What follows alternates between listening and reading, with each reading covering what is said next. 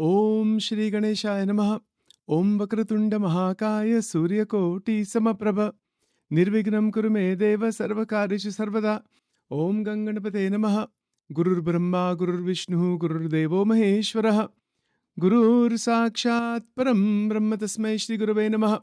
Om Gunatito Ksharam Brahma Bhagavan Purushotamaha. Jano Janandidam Satyam Uchyate Bhava Bandhanat. Om Bhagavate Shri Swaminarayanaya Namaha. Shri Lakshmi Narayanaaya Namaha. Shri Radha Krishnaya Namo Namaha. Om Namo Narayanaya. Om Namo Bhagavate Vasudevaya. Om Namah Shivaya. Welcome to Nitya Satsang. Today is the 19th of December 2024. I want to offer my prostrations to all the great sages, the great saints and liberated beings who are on the earth today, who are yet to come, have come in the past, and to the one supreme Parabrahma, Paramatma, Ishvara, Parameshwara, Paramatma, residing in the heart of every single being at all times. With that bhavana and prarthana, we are continuing to examine verse number 1 of the Mandukya Upanishad. Couple of points to keep in mind. First point is that when we are saying Harihi Om, that is actually not in the original Upanishad. It's not in the beginning of the Upanishad as it is originally written. It is something that is added as a respectful appellation to remember God, to remember Bhagavan in the tradition of Sanatana Dharma. Harihi Om. That's actually not in the original text of the Upanishad. The Upanishad begins with Om iti etat aksharam idam sarvam. That's how it begins. I do want to try to pull this up for you today. For some reason, this was not loading. Let me see if I can get that for you. Hold on. Give me just one moment here. All right, let's take a look at this on the screen. Now, we're going to go through this very carefully. This is quite profound. And I don't know where the Lord will take me. Bhagavan ki ichha. We'll see where this takes us. This is very, very intricate. So this is the first verse of the Mandukya Upanishad. And this is the breakdown of the verse, actually, in Sanskrit. And I'll translate every single word for you here. So the verse is shown here on top. The breakdown of the words, word by word, is shown here. Om iti etat aksharam idam sarvam tasya upayakyanam upavya. Sorry, I didn't say that right. Upavyakkyanam bhutam bhavat bhavishyat iti sarvam omkar. This is the verse. This is the first verse of the Mandukya Upanishad. Very, very powerful. So let's try to understand. Last 2 or 3 days, we talked about Harihi Om. That is added, as I mentioned, in the tradition of Sanatana Dharma as a respect before chanting the mantra of the Upanishad. That's not actually in the mantra. So that's just there, Harihi Om. And then after that, the mantra begins. It begins with Om. Om iti. So Om is, of course, the sacred syllable. It is the Brahman only. It is the dhyan of Om. I mentioned it before already, how that is to be done. So Om iti etat. So here, iti means it's finished. It introduces or concludes a statement. Om iti. Iti means it's done. There's nothing beyond Om. But when you chant Om, finish. Iti. You see, that's amazing actually. Why is that the case? Why is this word iti there? So that's what we'll look at today. Why is that so? That the Omkar encapsulates the essence of all teachings. Where is the teaching actually? Let's try to understand this. Take a sadhak like myself or yourself, and when we sit, with pavitrata, with bhakti initially, always do bhakti first. 9 forms of devotion, dualistic bhakti is done. cleanliness of the body, cleanliness of the senses. There's a preparation to do before one can sit for Omkar Dhyan. Omkar ka dhyan aisa nahi hota. People say, I'll just sit anywhere and do. No, it is not done like that. There is a process of preparation before the Omkar can be done. First preparation is to worship the Murti of Bhagwan. Bhagwan ki Murti ka dhyan karna. Vedon ka mantra ka uchcharan karna. In modern terms, we do the simpler mantras, like, not simpler necessarily, but the more accessible mantras, like Namah Shivaya and other mantras like that. Do all that preparation first. Make sure the body is clean. Keep simple clothes on or spiritual clothes on. Then have a small diya or even a havan. If you're going to do a havan, you can do the havan also. There are preparatory steps before Omkar Dhyan can be done. That's why the Mandukya Upanishad says Om Iti. Iti means finish, end. Om is everything. Now, assuming you've done all the preparatory steps, there's many of them, but maybe some other time we can go into more detail on that. But assuming the preparation is there, then to sit, you can sit on the ground with crossed legs if you can, or sit in a chair with the spine relatively straight, keeping attention on the Murti of God, and then bringing that Murti inside the heart. That Aksharam, that word comes in this mantra, that who am I? I am beyond the perishable body. The perishable bodies come and go. That is not me. Shar and Akshar. Shar means everything that is changing. Is the body changing all the time? Yes. Is the body a sadhana, a sadhan, a tool, an instrument to realize the Atma Tattva? Yes. So the Omkar that is given by the rishis in the Upanishadic time and come in tradition today, which has remained as is, when we speak the Omkar, we take a deep breath in.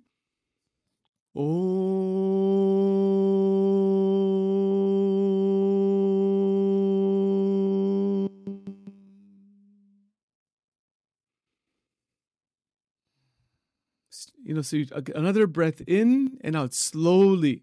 So we're synchronizing our breath with the sound. Now the sound, we speak externally to begin with.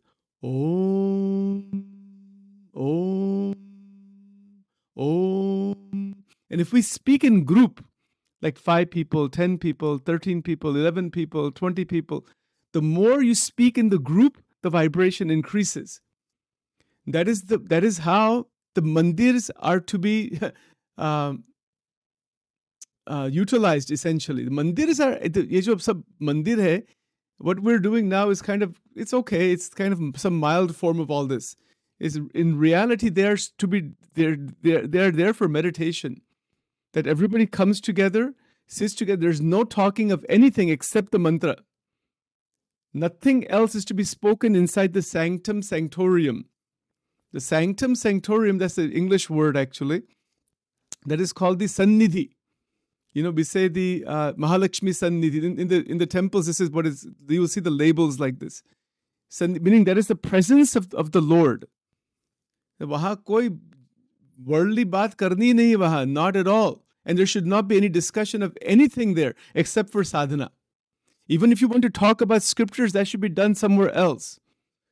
Have a hall or have a murti there, that is for manan chintan. But the place for doing sadhana, there is only mantra sadhana. And if you're going to do exposition, if an enlightened saint is giving exposition, that is okay, that is called paravani.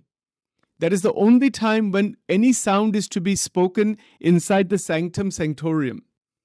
You can read, for example, Bhagavad Gita shloks, yes. Or somebody's doing exposition that much, up to that point is okay. But no other discussion, no other talk. Even to enter into that, one should have taken a shower. One should have tilak. One should have the spiritual clothes. There's a lot of maryada, and then to sit for dhyan. See, nowadays, I'm sorry to say this, but these temples have become big business. That is not spirituality. It's not a business. There's no charge to anybody. They charge people for doing archana. That's another ek bada paap hai actually, to charge anybody to do a archana of Bhagwan. Bhagwan ki archana ke liye charge karte hai? How can that be? That is absolutely ridiculous. That is not true. That is not the spirit of the Sanatan Dharma. There can never be a charge to anybody for doing any puja, archana, or any such thing. This is a mahapap actually. I'm sorry to say that. But this is not the tradition of the Sanatan Dharma. It's become a big business. And that's not the real spirituality. The real spirituality doesn't charge anybody for anything. Not 1 cent, not for 1 second even. Even that thought is not there. Whatever comes into the temple is good enough. Nobody asks for anything. The moment you ask for something from somebody to do a pujan, archan, havan, your whole adhyatma diminishes down to zero, near zero level. Ye satya baat hai. But nobody wants to talk about that. Nobody wants to know. Do you think the Upanishadic rishis who taught these mantras, they were charging people? Is that the case? Kitna dilution ho gaya hai hamari hi sanskriti mein. No, absolutely not. Not under any circumstances should any charge even ever be asked even. Sit and do sadhana or whatever is given, that is fine. Yeah, maybe there is some fundraising or something that is done, but there cannot be a exchange. This is not a business. I'll give you an example. This actually happened in my case. I was trying to learn some mantras and all that, and one of the pujaris from one of our temples here, I won't give the name even of the temple. You know what that pujari said to me?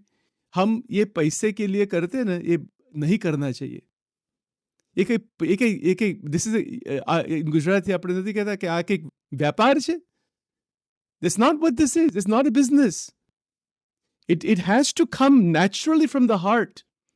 And whoever comes to the temple is considered to be a form of God only. It is not an exchange where you offer some fruits or something like that and you have to pay $21 for an archana. Kitna agnan hai ye? It's totally wrong. It's not even partially wrong. It is a type of disrespect to the adhyatma to do this. If you want to raise funds, raise them. Sachin will speak openly. Doesn't matter what anybody thinks. Jo satya hai Upanishad ka, wo satya hi hai. Doesn't matter if Sachin is the only person in the world talking about this. This is the fact. There can never, ever, ever be a charge for any pujan, archan, havan, nothing. And dakshina is given. True saints, true sadhaks, true enlightened people, they never say you give this much money for this. Kabhi bhi nahi. Kabhi bhi nahi, kabhi bhi nahi. It is completely against the Upanishadic teaching, and what the result of that, iska ulta effect hota hai. This is कोई खेल नहीं है adhyatma. People think, this is some mandir banaya. It's not like that. And if you need money, money will come. Mahalakshmi is there. She'll bring everything that needs to be there. You don't have to worry about it. And if you have to have some fundraising, do some fundraising in some other way. Don't charge people for the services of the temple. Never, not under any circumstance is that to be done. And this is why Om iti etat aksharam idam sarvam. Look at what is written in the Upanishad and what we are doing in the Sanatan Dharma. We have turned it into trash, actually.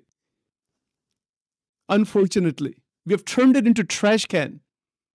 All this thing. Our lives have turned into trash. These mandirs have turned this way also. And it has become all some kind of a business. And only thing anybody cares about is how much money they can get. This is Kali Yuga. This is not Upanishad. This is not the Gita. It is not Sri Krishna. It is not Sri Ram. It is some Agnan. That's what it is. And it is Lobh. Sorry to use such harsh language, but Upanishad is speaking about the ultimate truth. And if we want to realize the ultimate truth, we have to clean up our lives. Otherwise, we can never realize that ultimate truth. Doesn't matter if there's only 5 Hindu temples in the world, but they should be absolutely pure. Don't compromise the dharma and the original teaching because it will not work. Is God some kind of a business? give this much donation for this and you'll get some result. Is it some kind of a back and forth business? No, never. Absolutely not. I have had Pandits who are very well trained in these scriptures, much more than Sachin is. Sachin is nothing novice compared to that. They have spent their whole life. They said to me in confidence, they said, हम पैसे के लिए करते, ये करना नहीं चाहिए पैसे के लिए. You have to remove that thing about the money completely. You know, in the Swaminarayan Sampradaya, I don't want to go into the details of that. Sadhus are not allowed to touch money. But they ask about money. They shouldn't even be doing that. That's also against the teachings of Maharaj. Fundraising, the Tyagi sadhus have to be out of that. They should never be involved in that, not under any circumstances. In Swaminarayan Sampradaya. Baki to alag Sampradaya mein to aisa niyam hai hi nahi. You see, very difficult. Ramakrishna Paramahansa said money and gold, meaning the lobe of the money and the money and women, and then the sexual vasanas. This kills the whole adhyatma. It will destroy the adhyatma completely. That's why Upanishad is saying, Om iti etat aksharam idam sarvam tasya. सत्य बात बहुत कड़ू है. Nobody wants to hear that. Doesn't matter. In Sachin के लिए कोई आगे पीछे किसी का भी भार नहीं है. एक भगवान और सत्य, और कुछ नहीं. जो सत्य है वो सत्य ही है. Not because of Sachin. Sachin has nothing to do with it. Over 30 years of study on these things, Sachin is presenting to you, to the world community, what is the real adhyatma. And real adhyatma में कोई स्वार्थ नहीं है. किसी के साथ कोई कुछ मांगना नहीं. And also not to exchange goods and products for this. Never. Not under any circumstances is that acceptable. And then it's a... Do you know what that is like? I'll give you an example. Let's say somebody does some puja. Just take simple example of Satya Narayan puja. Let me close with this. A lot of people do Satya Narayan puja. Kuch pandit ko bulate hai, aisa kuch karte. A lot of Hindus do that. Pujari comes. Many times now what they're doing, they said, no, you have to give from the temples. They said, you have to give 151, 251, and then plus dakshina, plus this. What is all this nonsense? No. If you want, the person does the puja, whatever is given as dakshina is fine. If nothing is given, fine. That is adhyatma. The moment the person asks for anything, you know what happens? I'll give you an example. If you have the beautiful glass of milk, cow milk, shuddha doodh hai, right? That is the puja, archana, that the pandit or somebody has done that. And the moment the person asks for money, the moment they ask for it, that is putting a drop of potassium cyanide inside that milk. Never, ever, under any circumstances, is anybody to ever ask for money for this adhyatma. It is a Sanatan Dharma mein. Do you know these Upanishadic rishis? They wrote thousands of pages of commentaries, did so much sadhana. Unka naam bhi unhone likha nahi hai. They're living in the Brahman, Aksharam. They're living in the Akshardham, actually, the real Akshardham. Not these foolish things that are going on in this world today where people are trying to raise money and trying to build organizations to compete with each other and bash each other. Ye sab Kaliyug ka prabhav hai. That has nothing to do with Adhyatma at all. You know, it's okay, we respect everyone, love everyone, take good things from everybody. But the real Adhyatma ki baat hi alag hai. And the biggest thing in Adhyatmik marg mein, किसी के साथ कुछ मांगना नहीं, किसी के साथ राग द्वेष रखना नहीं, कि मैं और तुम, I'm better than you. That feeling that comes, fail.